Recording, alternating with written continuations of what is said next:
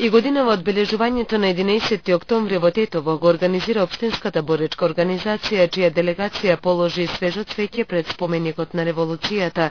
Свежо цвеќе положи и делегација од армијата, политичките партии и неколку здруженија кои им дадоа почет на борците кои загинаа за ослободувањето на Македонија.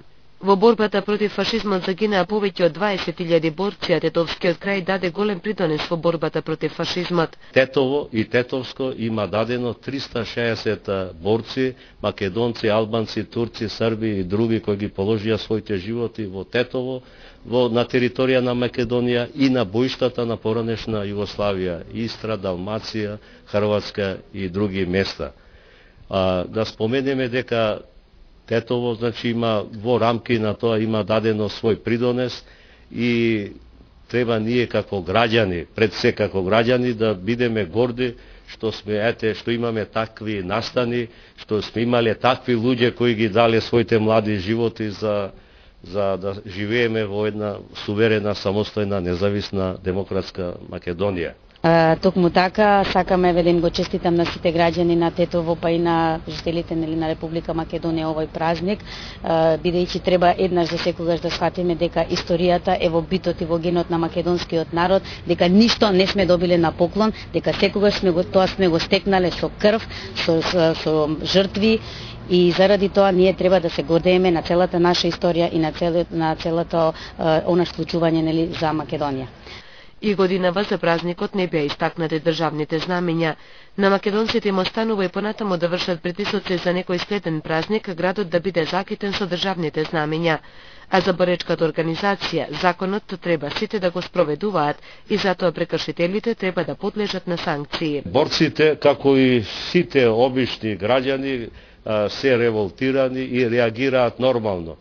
Во секоја демократска правна држава од аспект, значи, на тоа правно право, формално правно право, тоа е со закон пропишано и треба да се почитува. Тој што треба, значи, да го почитува, треба да го испочитува тоа. Тоа е регулирано.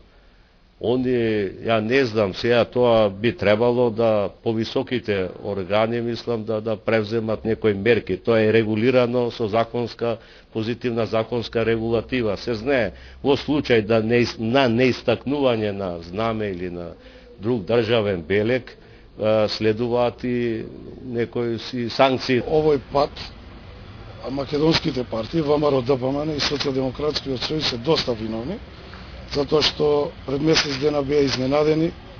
Не знам што ќе кажат утре, дали повторно се изненадени. Они треба да извршат притисок врз локалната власт, затоа што едните се на централно ниво коалиционен партнер со ДУИ, другите се на локално ниво. Македонскиот народ во Тетово уште еднаш е понижен на голем празник. Тофиловски потсети дека никој не води грижа и за гробовите на загинатите партизани. И во градови со далеку помал број жители има задолжено лица кои ги одржуваат партизанските гробишта, а во Тетово самоборечката организација во неколку наврати заедно со основците од неколку училишта интервенирала за одржување на гробиштата. И додека другите градови имаат лица вработени во музеите кои ги одржуваат гробовите на паднатите херои, во Тетово партизанските спомен плочи целосно се руинирани од негрижата на државата.